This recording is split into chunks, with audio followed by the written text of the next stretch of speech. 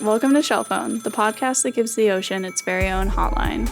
Join us as we hear from ocean stewards, discover threats to ocean health, and learn ways we can all answer the ocean's call. This podcast is brought to you in part by the Tampa Bay Estuary Program and Coastal Creative. I'm Harmony Dawson, and joining us this episode is Jo Huxster, who will be telling us all about the how, why, and what's of climate change communication. So to start us off, can you give us a little introduction to yourself? I am an associate professor of environmental studies at Eckerd College, and I teach classes on environmental communication and climate change communication. I also research the best ways to communicate about climate change and just sort of public understanding of environmental issues like climate change. And I teach a class on climate change science fiction, which we're going to talk about today too. And I did take that class when I was studying at Eckerd. I really enjoyed it. I really enjoyed teaching it. Yeah. Yeah. Great. So to give us just a basis for our conversation, I'd like to go over what climate change is and how we see its impacts, specifically like with sea level rise, since we are ocean focused on the podcast, but also in general, what climate change can look like. Yeah, so you'll frequently hear the words climate change and global warming used sort of interchangeably, but they're actually slightly different scientifically. Global warming, which is an older term, refers to the increase in Earth's average temperature over long periods of time. So a change in the climate, not in weather. Climate change is a more all-encompassing term. It involves the change in the temperature, but also changes in precipitation, changes in storm frequency, increased droughts versus increased flooding. Those things are all part of climate change. And we know that the climate has been changing since the Industrial Revolution due to human activity, specifically and mostly due to the burning of fossil fuels.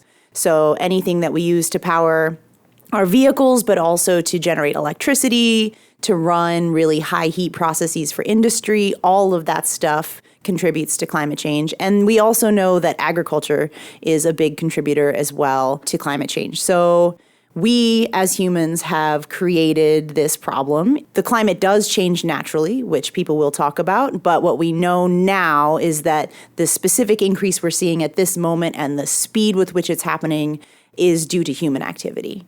Great. I was going to ask about the difference between this climate change versus the regular cycles that the climate goes through, which you touched on already, which is great. So I can talk about some of the impacts of climate change. Yes, that would be great. So some of the things that we see, one of the biggest things we see, and that's ocean related, of course, is sea level rise.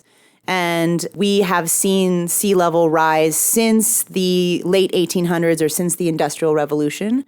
It's been rising more quickly as years have gone on. So we're currently at about 3.7 millimeters per year of sea level rise, which doesn't sound like a lot, but we've seen an average globally of about 8 inches of sea level rise in the last 100 years.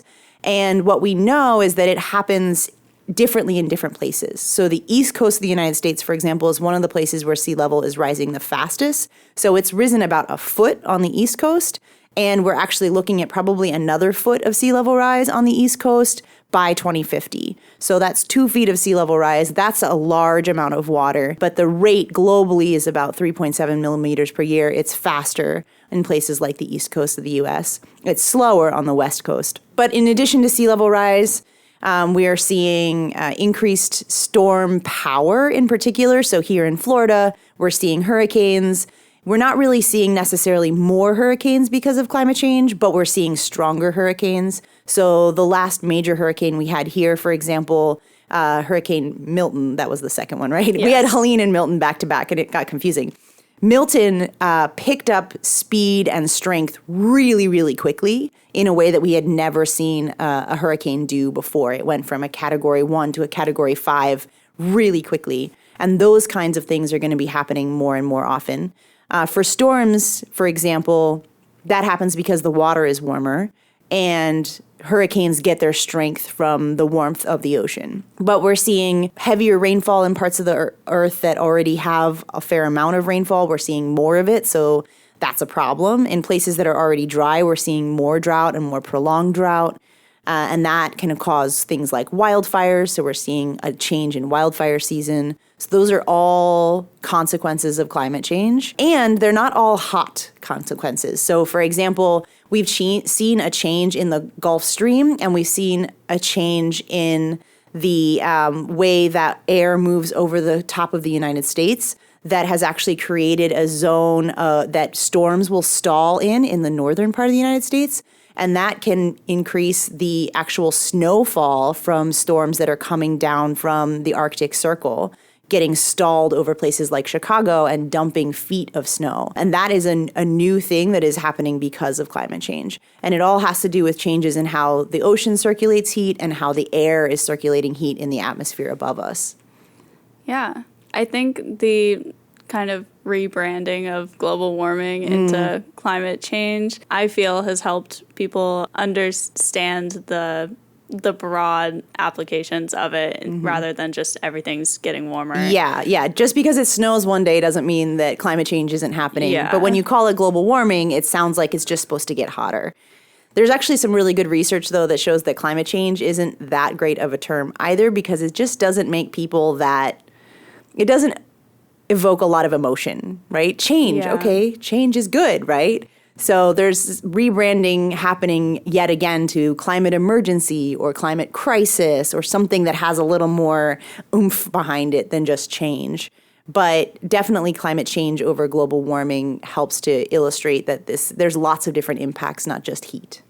Yeah, I haven't really heard that specifically said before, but it makes a lot of sense. I have heard climate crisis as a term. Another question, you mentioned that things like sea level rise have different impacts in different areas or different rates.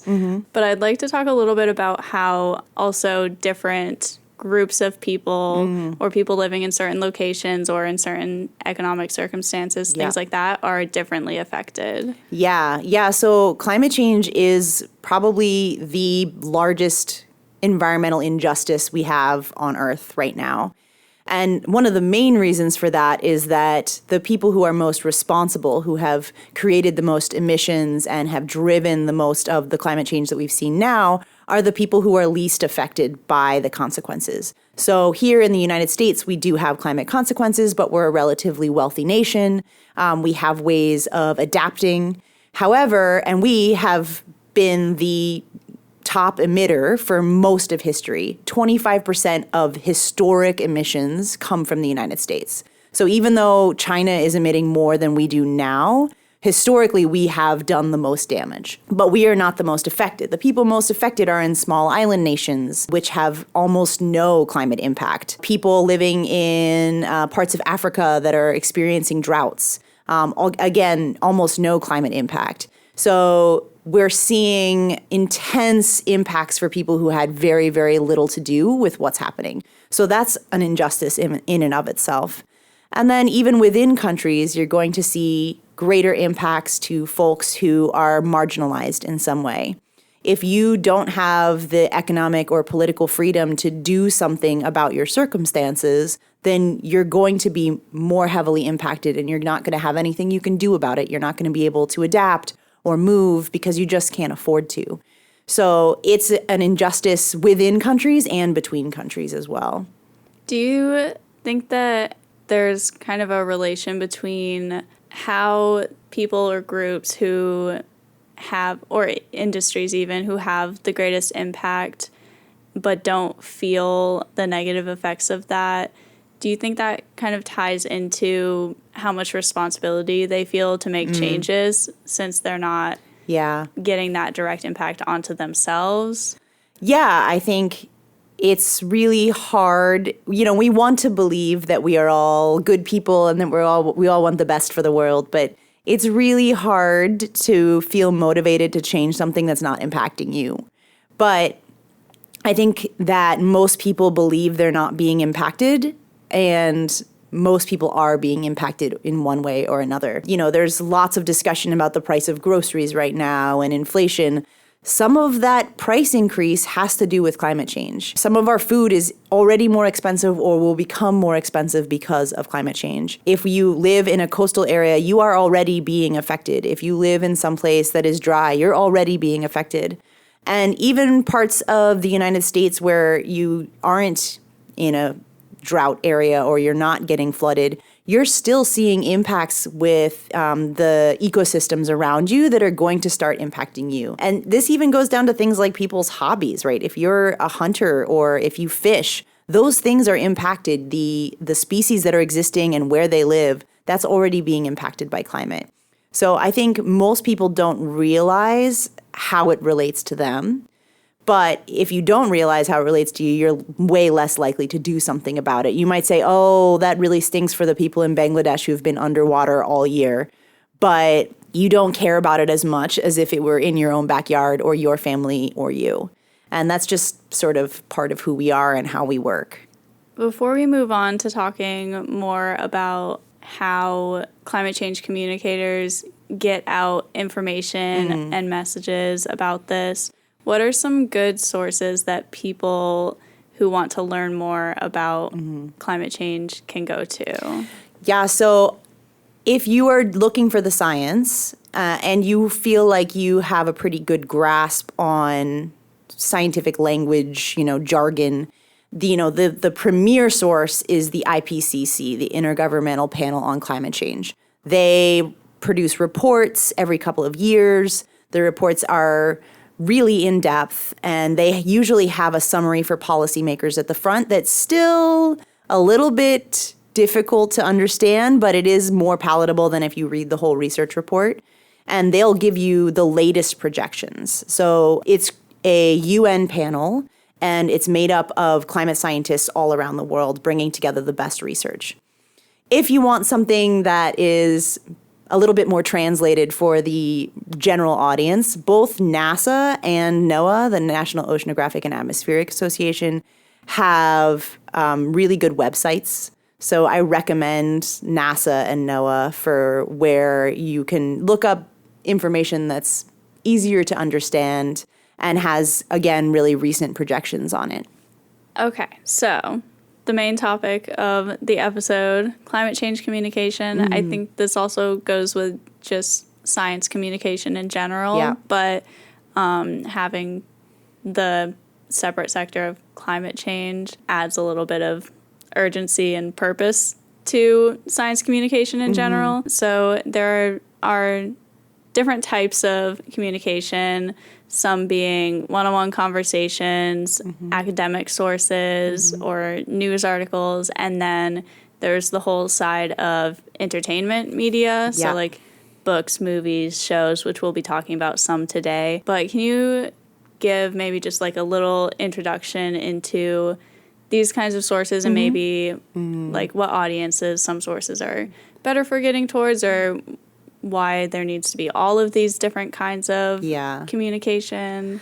Yeah, there needs to be all the different kinds. It needs to be everywhere. We need to be talking about it in all sorts of media. Yeah, so, there's traditional news media, and we are seeing more climate coverage in traditional news media. And this is aimed at the general public and should be understandable, palatable to anyone. And one example, the New York Times has a whole climate section now, and you can get up-to-date news from them at any point. Those types of sources are really valuable, but I also like those in that you can find where they're getting their information and then look that up as well. I do think that getting past just the news is really important, getting into popular culture. So things like books and movies and TV shows, I think that really brings in a broader audience. It brings in a younger audience as well. I think that there aren't really that many people sitting around watching the news anymore. Social media is, of course, a really important way to communicate about climate change, again, for getting a younger audience as well. And then we're communicating about climate change or about our environmental choices all of the time. Anytime you are choosing to carry around a water bottle that is reusable, you're communicating something about your values. All the conversations that we have that we tie back to climate change, they're really important to helping change the social norms around climate. Right now, a lot of folks are scared to talk about climate change. They're afraid that they're going to have to fight with someone, or maybe that they don't have enough information and they might mess something up. And the more often that we talk about it, the more often the people around us are going to feel comfortable talking about it as well. If it becomes something that everybody is doing, then you're going to be making it something called a social norm, something that's an acceptable form of conversation for anybody.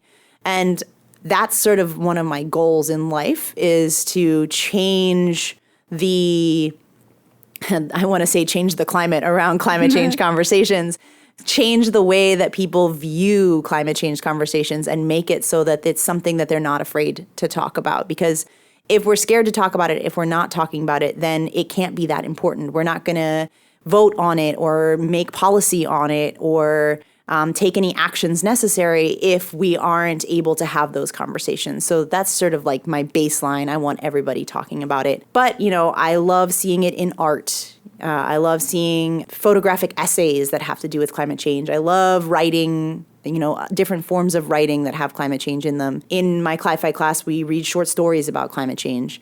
I want to see it everywhere because we need it to be front and center in how we're thinking, so that we actually do something about it.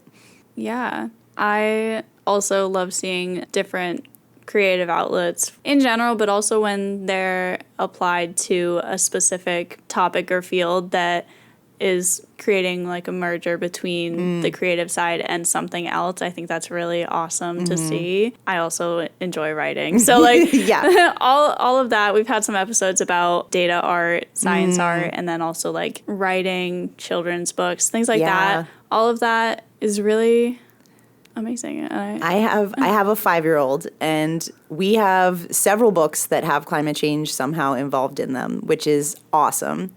So I love to see it in children's books as well. Yeah.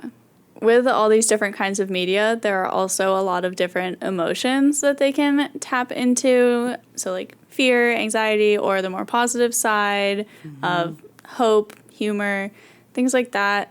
And you've spoken about this on your page before. Can you talk a little bit about what tapping into different emotions kind of does, and like maybe what's more effective than something else? I know tapping into the more negative emotions doesn't always have the best outcomes, especially like guilt and things like that. But so, I think most people who really want to communicate about climate change, their first instinct is to go with fear, to try to make the audience afraid. And there is some place for that. I mean, climate change is scary, and you don't want to be, toxically positive and say everything's going to be all right so that nobody does anything because they're just like, okay, yeah, someone's going to solve this. Doesn't have to be me. But if you take fear too far, people tend to shut down. If you take the doom and the gloom and the sadness and heaviness of it too far, people just start to say, you know what?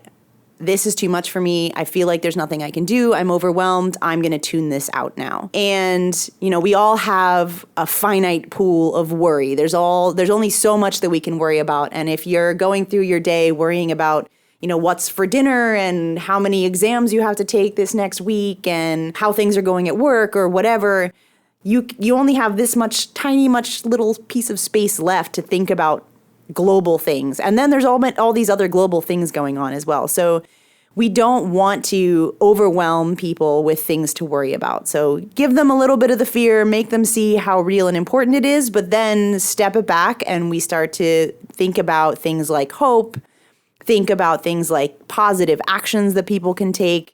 And, another thing that I really want to steer people away from is guilt. Like you mentioned, making people feel guilty is not going to inspire them to do much. There may be a small portion of the population who is inspired by guilt, but most people don't want to feel guilty. And so, again, they just shut it down. They don't want to think about it anymore. So instead of shaming people and telling them everything they're doing wrong, the better way to approach it is to tell them the things that they can do right, and to also help them see bigger picture items that they can do. A lot of climate communication gives you the scary stuff, and then they tell you things like, bike to work or change your light bulbs. And those tiny things don't feel like they have any impact. And guess what? They don't really. If you're doing it by yourself, they're not much of anything. So you want to help people see the actions that they can take that will affect more people than just them. So things like communicating, but also joining local environmental organizations, helping people understand how they can be politically active where they are, voting, of course. Those are the kinds of actions that have a bigger influence and that make people feel like they're doing something. And when we feel like we're doing something, when we feel effective, we're more likely to care about the issue and to keep working on it.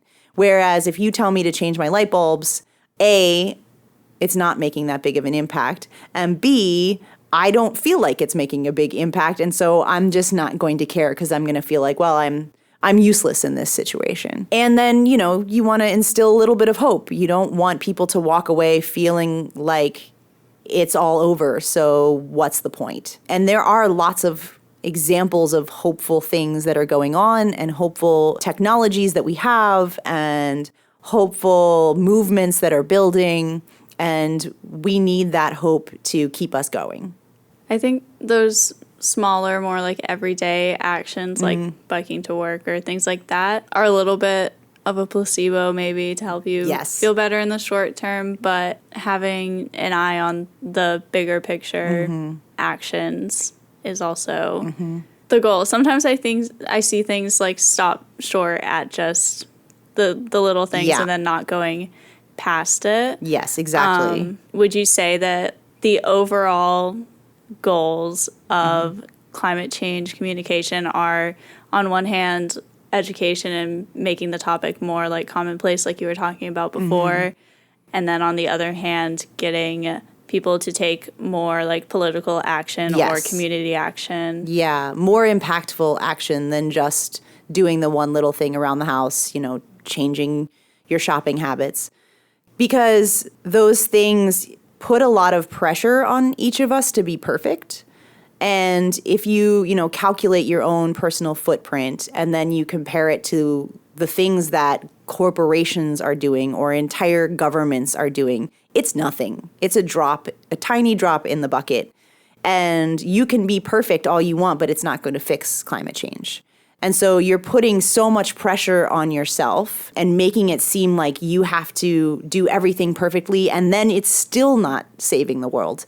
And so I want communication to be not about those things, but to be about, okay, if the problems are corporations, what can people do join together to change the way that corporations act? And we've done that many, many times. What can people do join together to change the way we work at the local government level? What kind of legislation can we get passed in our city that will have a much bigger impact than me riding my bicycle everywhere I go and feeling guilty that that's not enough? Okay, let's move into talking about climate fiction specifically now. How would you define climate fiction? Awesome. So climate fiction is my favorite genre, and I am a little obsessed. And climate fiction is obviously fictional stories, and they can be told in a bunch of different media. So books, short stories, film, TV shows. And they're fictional stories that have climate change somewhere in them. They don't have to be about climate change necessarily. Climate change could be just part of the background, part of the setting, or it could be the central conflict is something having to do with climate. But any fictional story that involves the climate in some tangible way, and it's something that's really clear as you're reading or watching or whatever you're doing. That's all climate fiction, and we now have examples of climate fiction in many, many different forms, which is really cool to see. So climate fiction, or cli-fi, that term came from sci-fi or science fiction. Yeah. Now I feel that it covers a lot more genres than just science fiction. Yeah. Like there's literary fiction, all kinds of different umbrellas that climate fiction can fall under. Yeah. Why is it important to have this name for this specific genre that falls into other genres? Yeah, that's a great question. I think because it's a form of communication in and of itself to have this name, that this issue is so important that it can be tied to almost any other genre of fiction. I love that this term exists because I think it communicates that this changes everything. This touches everything. Anything can be connected to climate change. And you can have a book that is really just, a narrative about somebody's life and their relationships and have climate change be part of what's happening in the background. Or you can have a book that's like crazy science fiction, we're moving to a new planet, or we've colonized Antarctica because we can now because of climate change, and there are magical beings, and that you can go that far and it can still be climate change fiction or climate fiction. So I think the term is really important because it connects everything together. Do you think that there's a specific balance between fiction and reality that serves the purpose of climate fiction the best, or maybe that you find yourself leaning towards, or that you would like the genre as a whole to go more towards? Or do you think maybe having a mix along the entire spectrum is best? It's hard to say best, but yeah. I mean, obviously it's a matter of personal taste. I lean towards wanting the science to be believable. It doesn't need to be perfectly accurate because we cannot predict the future with perfect accuracy. But I don't love when it takes things too far in a direction that isn't physically possible. Like, let's obey the laws of physics. That's a personal choice. I feel like it gives us a better depiction of what the future could be like, because what I love about cli-fi is it helps us envision possible futures. Possible futures where things got better, possible futures where things got worse, ways in which we adapted to the impacts of climate change. And if you take the science too far away, I think you lose that aspect of it, because then you're saying, okay, but this isn't a possible future because physics. So that to me is what I think. It doesn't have to be perfect, but I think it has to hit a realistic enough or believable enough storyline when it comes to the science. The two examples that we'll be talking today are kind of on opposite ends of that spectrum. So there's the 2004 film Day After Tomorrow, which is very much further from the truth or like the actuality of science than our other example, which is the 2020 book Migrations by Charlotte McConaughey. We'll get into those a little bit later. Before that, I'm also interested in kind of the topic of the role of scientists and educators in creating this media. So I've been seeing a lot of, especially through this podcast, seeing a lot of scientists, researchers taking a hands-on role in creating media like this. But then also in other examples, there's someone who's, it's more of like a consultancy. So fact-checking, if you will. Yeah. Do you have any? I mean, again, because I lean towards wanting it to be realistic, I think there at least needs to be a fact checker. Again, not to say this is just a little bit unbelievable, but to say, no, wait, this can't physically happen. I'd like a little bit more of that. But again, that's my personal taste. I do know that there are, for example, the National Academy of Sciences is actually starting to contribute more to filmmaking and the accuracy of the science in the films, which I think is awesome. And I just think that it makes everything more believable when you have somebody in there saying what can happen and what can't happen. So I personally think that scientists should definitely get involved, or that there should be, arms of scientific organizations that a creator can tap into to get information or to find a fact checker. I think, that already exists, but the more of that, the better, in my opinion. I remember in the first episode of Shell Phone that I ever did, we talked a little bit about Finding Nemo and how that movie came together and the people who consulted on that, and then like the facts that were in Finding Nemo that were actually true, or like kind of hidden in there that I didn't really realize until watching it back as an adult. Yeah, there's some gems in there. Yeah. It's a great film. Yeah, it is. In that same episode, we also talked about The Meg, which is very different. I'm known for liking not so great movies. Which is maybe why you like Day After Tomorrow. Such as Day After Tomorrow, which I love. But yeah, we can go into talking about that movie then. Yeah. I'll give just a little overview of what the movie is about for whoever maybe hasn't seen it. So this movie, made in 2004, features Dennis Quaid as Jack Hall, Jake Gyllenhaal as Sam Hall, and then Emmy Rossum as Laura Chapman. And Jack Hall is a scientist with NASA, and he's studying past climates through ice cores. He is kind of the main representation of science in the movie. And then the other part of the movie follows Sam Hall and Laura Chapman as they go on a school trip to New York, and then this big climate catastrophe kind of happens, and the world freezes over, basically. Yeah. And Jack Hall is the one who's kind of ringing the bells to everybody in his organization and in government, and then he goes on a sort of rescue mission. In this span of maybe like a couple days.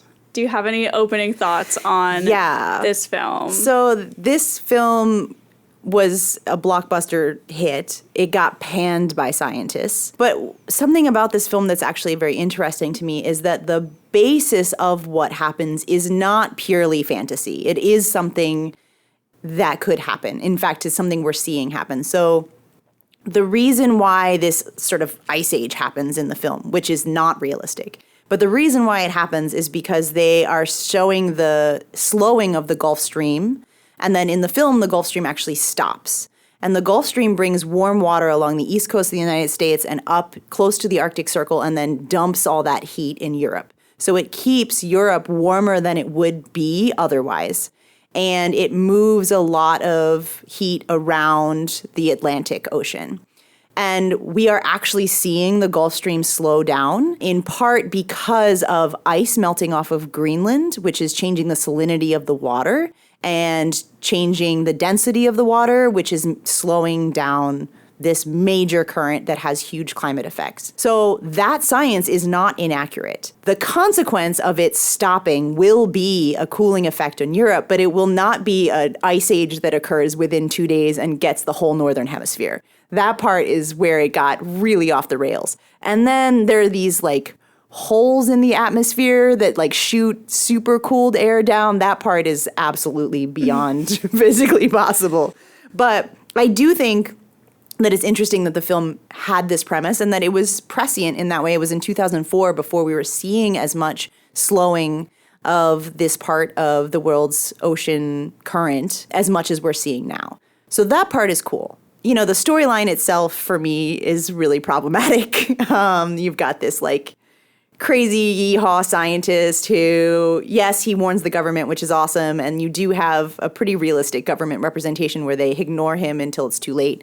But then he goes on this crazy rescue mission and he has to go alone, but then he takes 2 people with him and one of them dies and he like walks from New York City to, he walks from Washington, D.C. north to New York City in like a day and a half or something wild.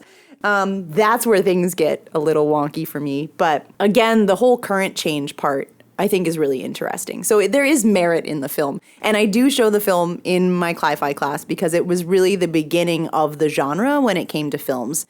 There were a few other films before it that had some climate aspects to them, but they didn't make it human-caused. And this film very specifically addresses the cause as human-caused global warming for the reason that this is happening. So that part is really cool too. Yeah, I think noting the time the movie was made is important, especially hearing that it was kind of a first example of making movies like this. And it has been 20 years since then. And I agree with everything that you said. There are lots of little hidden gems that I think make it a valuable movie. So one of the kind of like hidden gems in this movie that I would like to talk about a little bit is its inclusion of the idea of climate refugees.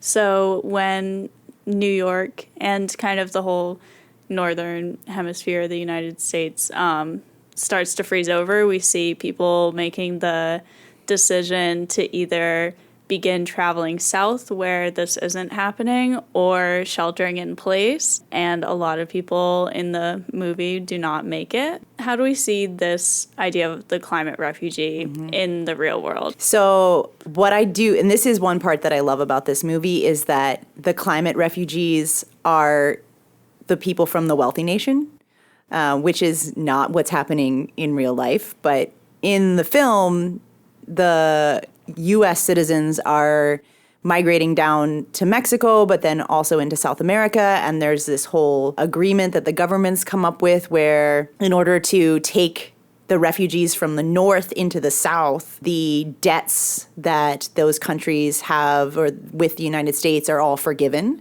so that they'll take our citizens. And this, I do think that's a great gem in the movie. Of course, right now, the migrations that we're seeing are the other way. There are a lot of the migrants that we see and a lot of the immigrants we see coming from the global south are moving north.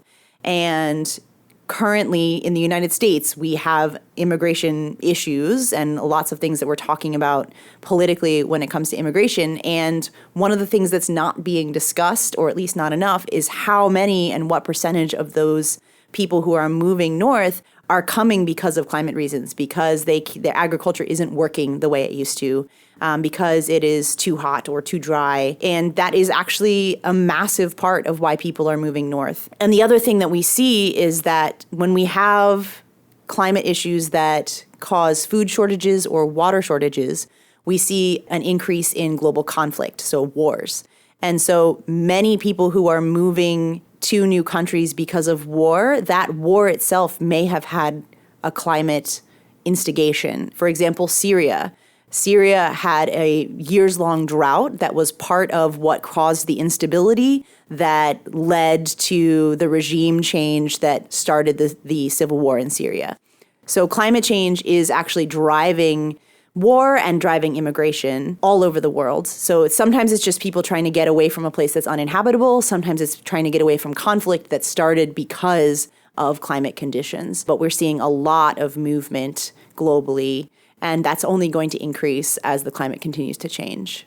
It's all very complex how everything comes together to see this movement, but it's clear that climate change is an undercurrent in so many big picture things. Yes. Another example of that idea, maybe on a smaller scale, is like here in Florida with storms and hurricanes hitting the coast more harshly than inland, especially recently. A lot of houses and communities were very impacted by the recent hurricanes.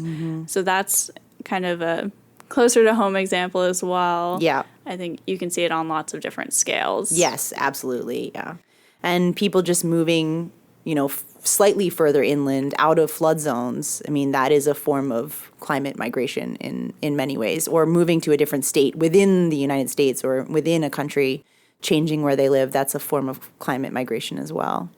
This is not very related, but I rewatched Interstellar recently. Ah, yes. And with the people who I was watching it with, I was talking about this movie's so great. Like, it's all about space and it's so beautifully made and there's the great soundtrack. But then there's also this background of the main characters living in this historically agricultural area and really trying to make a living at it, but now it's just dust and the world is kind of declining. The health of the earth is just declining, and that's why they're doing this whole thing. And I was so excited to talk about that part. Climate communication in action. Yeah. You're doing it. So that just it's not super connected, but that reminded me of it as well, with the pressures on agricultural systems and making livings that way. Yeah. And those are some of the consequences that people don't think about when they think of climate change. Generally people think of sea level rise or it getting hotter or increased storms, but they aren't thinking so much about the agricultural impacts or the public health impacts. We see increased rates of asthma now that can be due or it can be attributed to climate change. We're seeing changes in infectious disease that are related to climate change. And those don't come to mind for most people, but they can make for great climate fiction. Yeah, I was going to say that's, I think, also a strength of climate fiction is that it creates the connection for people between climate change and really any other issue ever. Yes. Before we move on to talking about our book example, I wanted to ask if you have any recommendations for movies or shows to watch. I know in the climate fiction class, you also watch one movie is Beasts of the Southern Wild, which is really beautiful. Absolutely. And then kind of a polar opposite example is Mad Max Fury Road. There's that one as well. Yeah. But do you have any recommendations? Yeah, I mean, there are many films now that are either climate fiction or are meant to talk about climate change in some way. So yeah, Beasts of the Southern Wild is one of the older ones, and it's about hurricanes and flooding. And then there's Mad Max Fury Road, which you may not think of as a cli-fi movie, but if you're paying attention at the beginning, the setup for why this is happening is actually human-caused climate change, which is pretty cool. You just have to watch the intro. In the class, we watched Snowpiercer, which is a really interesting, weird film that gets into class struggles. But again, if you're paying attention in the beginning, the reason why the world has become covered in ice is because they did a geoengineering project to try to fix climate change. So they tried to actually intentionally alter the climate the other way, and it went too far. And it created this ice world. Not totally realistic, but it actually is a really good example of there is a possibility that if we intentionally tweak the climate, we could really mess it up. And then one of the more recent films, Don't Look Up, it's not about climate change. It's about an asteroid, but it's about climate change. And that's it's a metaphor for climate change. And it's actually funny, even though it has a super depressing ending. So those are the films we watch in the class. And I think that's a good array of different types of films that you can dig into that have climate themes. Yeah. Oh, and shows. The Last of Us is a climate show, which many people, they're like zombies, but it's actually a climate show. The reason why it's a fungus, right? The reason why the fungus can infect people and not just ants is because our core body temperatures have changed, and they've changed because of climate change. And spoiler alert, our bodies are actually changing. Our core temperature is actually changing because of climate change. So I don't know if an ant brain fungus is going to come infect us, but there is a scientific basis behind what becomes a zombie thriller series. Yeah. I haven't heard that before, that our core temperatures are feeling 98.6 isn't actually accurate any longer. Wow. Yeah. I do love The Last of Us, and I see lots of like little articles or blog posts or things like that pop up about the basis of The Last of Us and how that can apply to, what's actually happening and like where the idea came from and how it got from the real world idea to being part of the video game / show. Yeah. Oh, and then I was also going to respond to the Don't Look Up. When that came out, it got a lot of attention, Yes. I feel. Yeah, a lot of attention. Do you think that people are paying more attention to movies like that than they were in 2004, for example, or maybe just receiving them differently? Or I mean, it's such a different film. Day After Tomorrow did really well, and a lot of people watched it, but they watched it as like an adventure action movie, and I don't know how many of the people in the general public were really thinking about how possible this is. And P.S., it wasn't that possible in the way it was depicted. But I think Don't Look Up really struck a different note in that it captured the frustration that many of us feel who are trying to communicate about climate change and aren't being listened to. And so I think there was a huge audience of folks who were feeling the frustration along with the main characters. And it was also entertaining and funny, and it had huge leads in it, right? It's Jennifer Lawrence and Leonardo DiCaprio. And so that also just brought in a different audience who might not have watched a cli-fi film, who wouldn't have watched something like Day After Tomorrow. So I think any attention is good attention. I'm excited that people watched it, and I hope we get more stuff like that soon. I hope you're listening, Netflix. Yeah. Okay, awesome. So we've got a book here. We've got a nice stack of books. Yeah. Thanks for bringing those in. Of course. There are a lot of climate fiction books, Yes. and also just books that can relate to like environmental science in general. Yeah. Okay, so now we're going to move on to talking about Migrations, which was published in 2020. It's a novel by Charlotte McConaughey. And if you would like to give us a little introduction to what the book is about. I read this book. I loved this book. And this book follows the main character, Franny Stone, who is not a scientist, but she is really passionate about the impacts of climate change, particularly to this species of bird called the Arctic terns. And I think her fiance or boyfriend is a scientist, and so she learned a lot from him. But she's had these really catastrophic relationships in her life and has a lot of baggage, and makes the decision to stow away as a scientist on a fishing boat in order to study the Arctic terns as these folks go fishing. And she's going down, she's trying to capture what's happening to the migration of the Arctic tern and how it's changed because of climate change. And it's a roaring adventure as she's going to Greenland and then going down to Antarctica. So she's making this huge journey with these fishermen. And during the book, there are flashbacks to like really terrible things that happened in her life. So there's definitely like a content warning with this book. But it's beautifully done in that it captures so much about her life and her relationships while also having some really accurate science and bringing in some real interest to climate without making climate the sole conflict of the book. And it's very realistic. It's not sci-fi-y at all. So it's a really nice example of how literary fiction can be cli-fi. Charlotte McConaughey, the author of Migrations, she did a really great job of pulling together really complicated, like, personal histories and relationship dynamics into what the main character is now doing, which is kind of trying to reconnect with nature and following the Arctic terns on their possibly last migration, which ties into her feeling that maybe it's her last migration as well, her kind of last final action to do in even her though life. she's not old. Yeah. And I will say, I found, because this book there's some pretty sad and depressing moments in it, but it actually has a hopeful ending. Yes. Which I think is really important. It doesn't leave you feeling terrible at the end. So yeah, highly recommend. It's a really great book. There is a scientific basis to it, Yeah. to a degree, because she knows a lot about She knows the a Arctic lot. terns. She just doesn't have the training.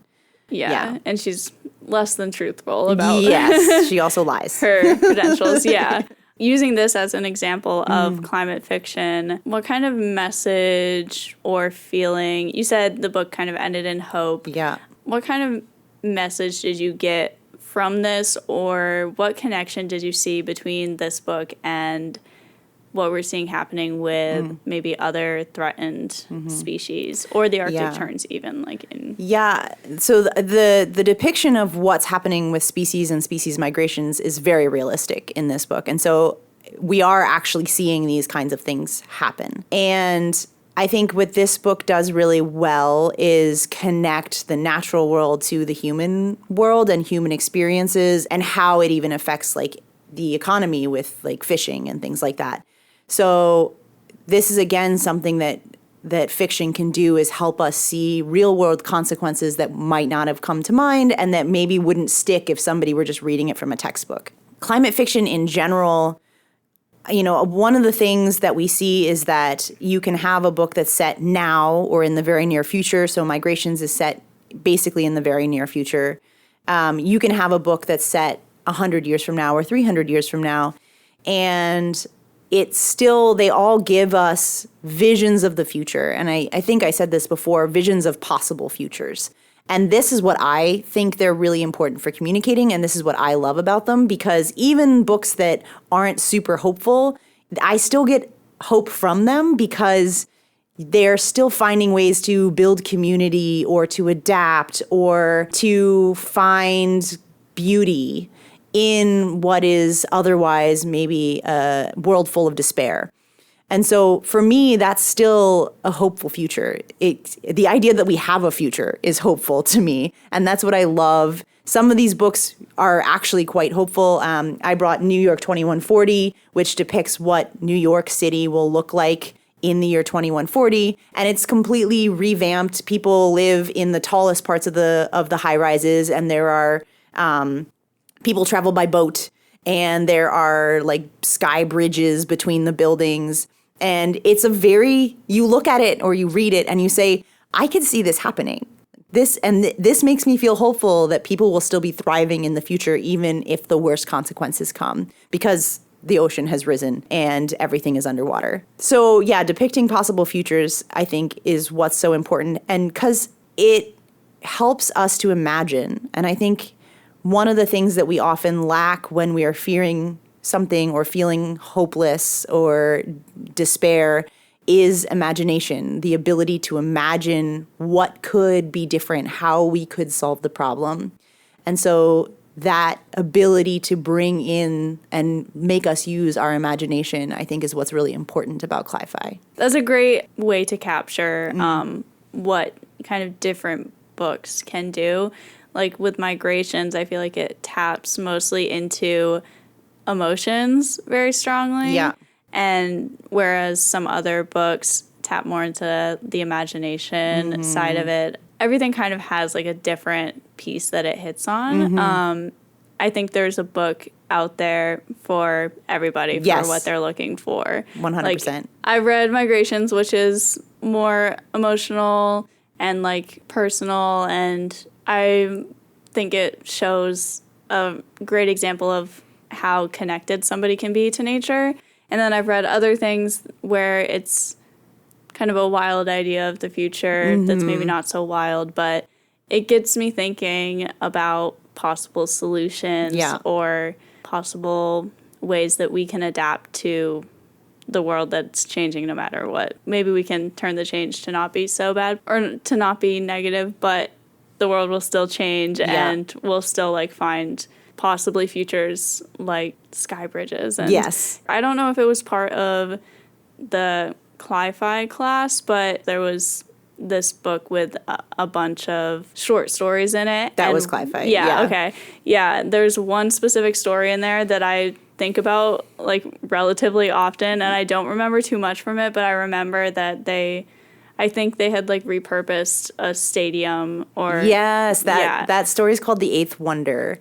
Yeah. And there's a major hurricane in Houston and they repurpose the Astrodome and like make their own like commune living inside of it. But there's a lot of terrible things that happen. Yes. But by the end it's hopeful, like they're all living in this society together inside of the Astrodome because the rest of Houston is flooded. Yeah. I think about that a lot in the ideas of like reworking what we already have and then finding a way forward. Yeah. Do you see consuming media like this translating into taking action, or is it maybe getting the ball rolling or supplementing other things that would push people to action? How do you think this kind of media relates to that part, if it's not explicitly said? Yeah. Sometimes in books they do say, or in certain media, they do provide like resources or urge people to do this, but most of these aren't prescriptive. They aren't telling you need to do this thing. In fact, I can't think of a single one that actually does that. The only example I could think of is a children's book. Yes. Children's books always have that. But the moral has to be really clear for kids. I think that they can do all of the things that you listed. I think it can get people to care more because it can, like you said, there's a Cli-Fi book for everyone. And so if you find the one that resonates with you, it might actually inspire you by relating it to something you care about. And so I think it can serve as inspiration for people to to take action and to start caring more. It can be something that sort of startles someone, like they were recommended the book for other reasons, and then the climate themes were not something they were necessarily anticipating, and then they started to make those connections on their own. So it can be informative in that way. Again, the idea that it helps us imagine futures, I think that it can inspire hope and give us something that we want to work towards. I think we're so often told in climate communication of the thing that we're supposed to be avoiding. You don't want this, we don't want this future, but we're not given very many examples of what we do want. What do you want to be fighting for, not what do you want to be fighting against? And climate fiction, in all of the media forms that it takes, can give us that. It can give us a picture of what we want to be fighting for. That kind of inspiration, I think, is invaluable. Great. So wrapping up that section, you mentioned a couple books in this pile here, but do you have any other recommendations for maybe a couple books that are different from one another? Yeah. I don't want to move away from my microphone. In the pile here, I have Weather. So Weather is written as, it's almost like a diary, and it's basically set now or maybe even like a few years ago. And this woman is going about her average daily life, but she's contemplating the consequences of climate change in the background.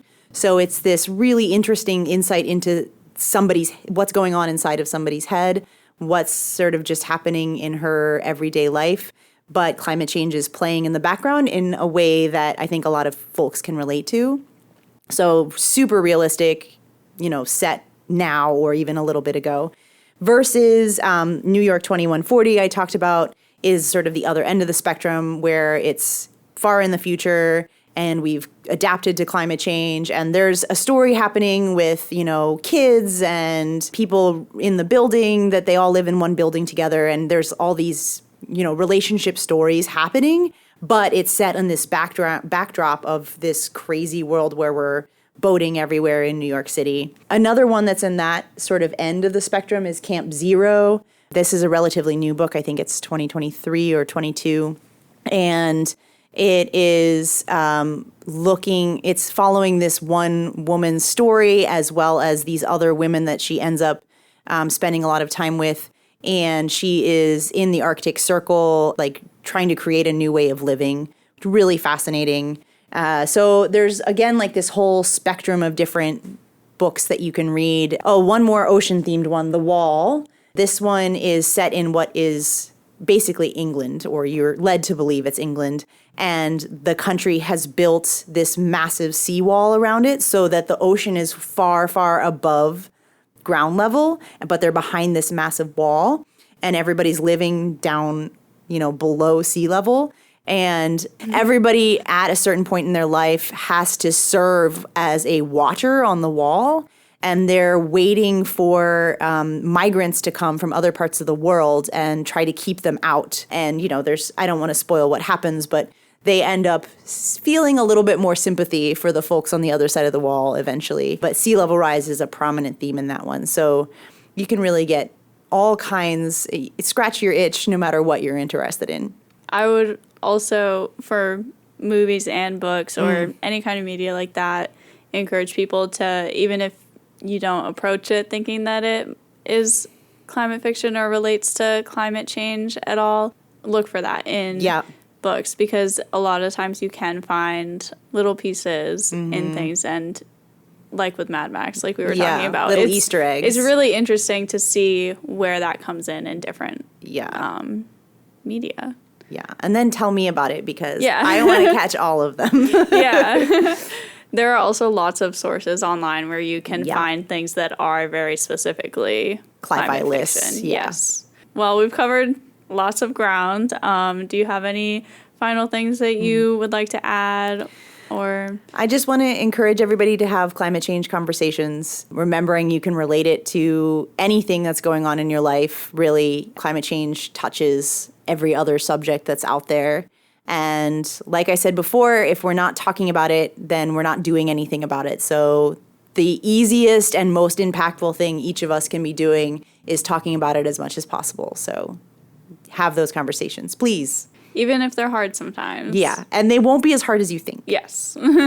Awesome. Well, thank you for joining us on Shell Phone. Thank you for having me. Great to talk to you again. Yeah. Thanks for tuning into Shell Phone. You can find Jo on Instagram and TikTok at the Climate Convo Prof for great discussions and resources related to climate change. To learn more about our projects, suggest a guest, or donate to the show, visit our website at breachthesurface.org or social media at breachthesurface and at Shell Phone Podcast.